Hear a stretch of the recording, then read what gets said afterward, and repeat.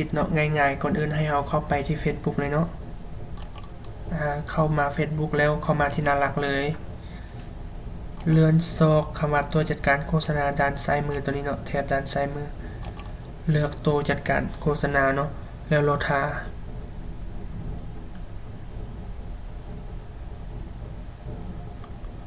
โอเคเนาะขั้นตอนนี้แม่นโหลดหาด้วยนึงเนาะบางครั้งอินเทอร์เน็ตอาจจะช้าหลังจากขึ้นมาหน้านี้แล้วเนาะถ้าเป็น Facebook ที่เราบ่เคยยิงแอดจักเทื่อเนาะหน้าตาก็สิประมาณนี้เนาะเขาสิแนะนำให้เราผูกบัญชี Mastercard เนาะหรือว่าวิธีชำระเงินนั่นเองแต่เราจะบ่ผูกเนาะในนาทีนี้เนาะเราจะมาสร้างบัญชีธุรกิจเพิ่มเนาะให้เรากดใส่โปรไฟล์อยู่นี่ก็ได้เนาะแล้วกดถัดไปแบบนี้ก็ได้แล้วมาสร้างแฟ้มผลงานธุรกิจอยู่นี่ก็ได้หรือว่าเราจะกดใส่อยู่ปุ่มนี้ก็ได้เนาะแล้วมันจะขึ้นหน้านี้เนาะสร้างแฟ้มผลงานธุรกิจเนาะให้เรากดใส่หลังจากนั้นให้เราตั้งชื่อเนาะเราสิตั้งชื่อเกี่ยวกับหยังเนาะตัวอย่างเขาสิตั้งบัญชีธุรกิจเนาะ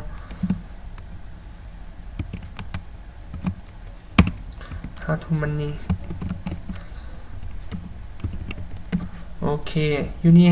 ให้เราใส่ชื่อเนาะชื่อเราเนาะชื่อนามสกุลอาจจะใส่ชื่อแท้ก็ได้ชื่อลิ้นก็ได้เนาะแล้วก็ต้องใส่อีเมลพร้อมเนาะใส่อีเมลเฮาอีเมลต้องเป็นอีเมลที่เฮาบ่ทันได้สมัครเนาะ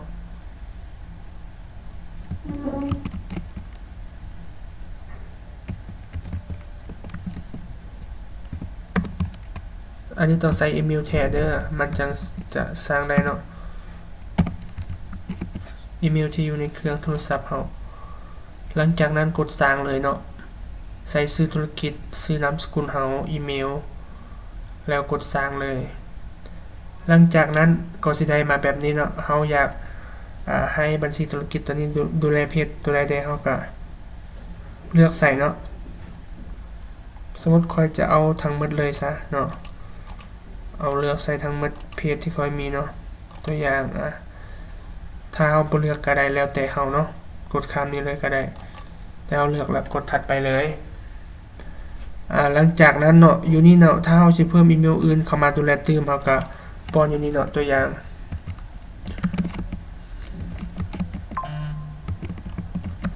เฮาสิเพิ่มอีเมลตัวนี้เขาเป็นเจ้าของผู้ดูแลซอยเนาะเพื่อมีปัญหาเนาะเฮาก็พิมพ์เข้ามาแล้วก็มาเลือกสถานะอันนี้เนาะเฮาใส่เป็นผู้ดูแลธุรกิจเนาะหลังจากนั้นกดถัดไปเลยโอเคเนาะกดยืนยันเนาะกดยืนยันเบิ่งซึ่งตอนนี้จะมี2อีเมลตัวนี้เนาะบางอีเมลมันจะยืนยันบ่ได้ก็บ่เป็นหยังเนาะอันนี้เฮ็ดให้เบิ่งเนาะโอเคตัวนี้มันขึ้นแจ้งแล้วบ่เป็นหยังเนาะก็ถือว่าสำเร็จในการสร้างบัญชีธุรกิจซึ่งต่อไปเราจะพาสร้างบัญชีโฆษณาภายใต้บัญชีธุรกิจเนาะโอเคเราทายนึงเนาะหลังจากที่เราสร้างได้แล้วเนาะเมื่อกี้เนาะเดี๋ยวเราสิกลับมาเริ่มต้นเลยเนาะเพื่อทุกคนอาจจะบ่เข้าใจเนาะเราสิกลับมาหน้าเก่าก่อนเพื่อจะได้เห็นภาพเนาะหลังจากที่เราสร้างเมื่อกี้เนาะมันก็สิขึ้นอยู่หน้านี้เนาะขึ้นอยู่นี้มันจะเห็นเลยว่าเรามีจักอันอยู่นี่เนาะบ่ก็สิเห็นว่าเราจะมีบัญชีธุรกิจตัวนี้เนาะHow to money ตัวนี้แต่ว่าบัญชีโฆษณายังศูนย์อยู่เพราะเราบ่ทันได้สร้างเนาะหรือจะเลือกเบิ่งอยู่นี่ก็ได้บ่เข้านี่ก็ได้เข้าอยู่เทิงก็ได้ซึ่งค่อยสิพาสร้างบัญชีโฆษณาเนาะเฮาก็เลือกตัวนี้เลยเลือกตัวที่1ก่อนตัวที่เราสร้างเมื่อกี้นี้เนาะกดใส่แบบนี้เนาะหลังจากนั้นให้เราเลื่อนมาที่ตัวนี้เนาะมันจะมีรูปฟันเฟืองเนาะกดใส่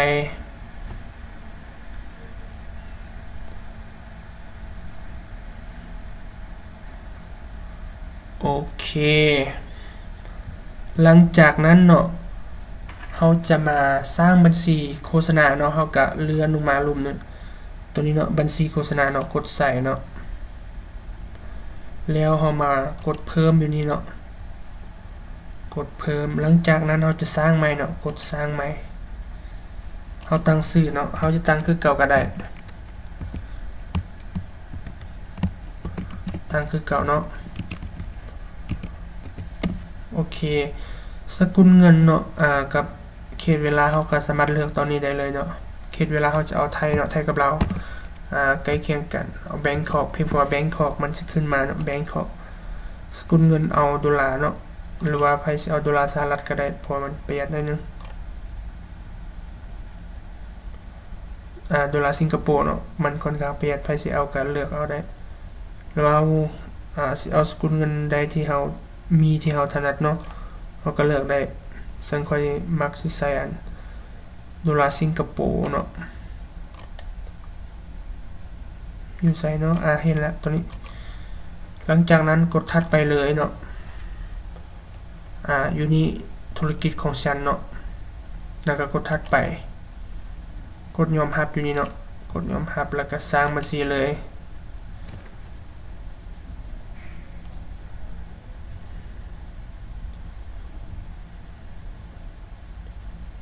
โอเคเนาะซึ่งตอนนี้ก็ถือว่าเรียบร้อยแล้วทุกคนเนาะถ้าใครอยากเพิ่มวิธีสำรายเงินก็สามารถกดเพิ่มอันนี้ได้เลยเนาะเพื่อที่เราจะเอาไปยิงแอดได้เลยเนาะอยู่นี่เราก็เลือกเนาะภูมิภาคเขาจะเอาประเทศลาวเนาะเอาประเทศลาวหรือถ้าเราอยากใส่อันประเทศที่ปลอดภาษีอาจจะใส่ตัวนี้เนาะแล้วก็ต่อไปแม่นเขตเวลาเนาะเราเอาเป็นไทยเลยสกุลเงินเนาะเลือกตามใจแล้วก็ถัดไปเนาะ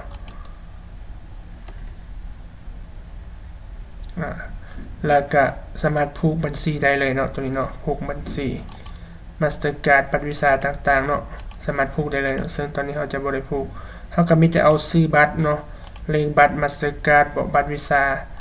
เลขวันเดือนหมดอายุแล้วก็เลขความปลอดภัยตัวนี้เนาะ CVV ใส่แล้วก็บันทึกแล้วก็ได้เลยเนาะซึ่งค่อยสิบ่ได้ผูกเนาะโอเคหลังจากได้แล้วเนาะเราก็สิกลับมาหน้าทำอิฐเลยมาเบิ่งว่ามันขึ้นให้เฮาบ่เนาะโอเคเดี๋ยวมาเช็คเบิ่งอยู่นี่เนาะเห็นบ่มันจะขึ้นอยู่นี่เนาะขึ้นว่าตัวบัญชีตัวนี้เนาะบัญชีธุรกิจ How to Money ตัวนี้จะมีบัญชีโฆษณา1บัญชีอยู่ในนั้นเนาะซึ่งเราก็สามารถคลิกเข้าไปใช้งานได้เลยเนาะไปยิงแอดได้เลยถ้าผูกบัตร Mastercard เนาะเราก็สามารถเอาบัญชีตัวนี้ไปยิงได้เลยโอเคเนาะก็สิประมาณนี้เนาะวิธีสร้างบัญชีธุรกิจเนาะถ้าอยากไปกวดสอบเบิ่งภาพรวมบัญชีกับเขานี้เนาะเขานี้แล้วก็ตัวใดที่มันยังบ่ทันมีเนาะเราก็สามารถไปเพิ่มเติมเนาะบ่จะเป็นวิธีชำระเงินบ่อยู่นี่เนาะวิธีเพิ่มวิธีชำระเงินผูกบัญชีเนาะเข้ามานี่มานานนี้แล้วเราก็ต้องมากดยืนยันอยู่นี่เนาะยืนยันเพศเนาะถ้าบ่ทันมีเราต้องได้สร้างเนาะซึ่งตัวนี้เราจะยืนยันเลยต่อไปแม่นเบอร์โทรเนาะเบอร์โทรเราต้องได้มายืนยันเบอร์โทรอยู่นี่ซึ่งค่อยจะลองใส่เบอร์จีนเนาะว่ามันจะได้บ่ว่าตอนนี้อยู่ต่างประเทศเนาะ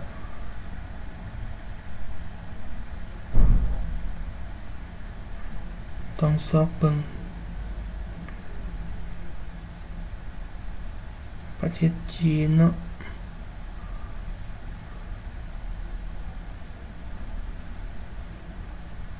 ประเทศจีนพิมพ์กับอะไรเนาะค่อยๆเลื่อนออกก็ได้ค่อยๆเลื่อนซึ่งตอนนี้เขาอยู่ต่างประเทศเนาะเขาต้องได้เอาเบอร์จีนลองใส่เบิ่งว่าสิได้บ่ตัวนี้เนาะเห็นแล้วเขาก็ป้อนเบอร์ใส่เนาะ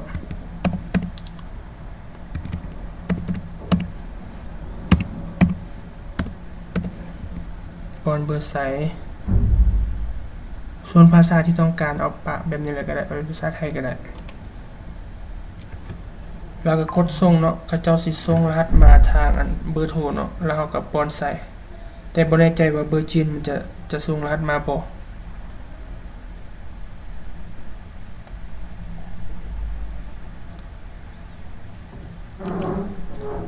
ลองเบิ่งเนาะว่าเบอร์จีนมันจะส่งมาบ่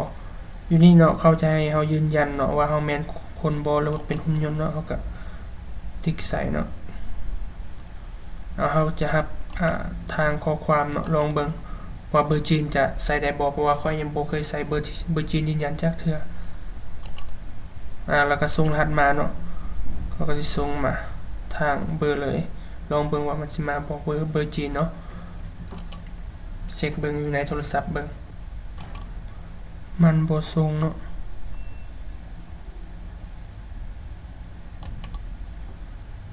โอเคอันนี้จะเฮ็ดให้เบิ่งเนาะเฮ็ดให้เบิ่งถ้าเป็นเบอร์ลาวเนาะหลังจากได้เบอร์มาก็ป้อนใส่แล้วก็กดส่งแล้วก็จะสำเร็จเลยเนาะซึ่งเบอร์จีนแม่นมันจะบ่ส่งรหัสให้เนาะเพราะว่าจีนมันปิดกันเรื่อง Facebook เรื่อง WhatsApp อยู่แล้วเนาะโอเคก็สิประมาณนี้เนาะสำหรับวิดีโอนี้เนาะทุกคน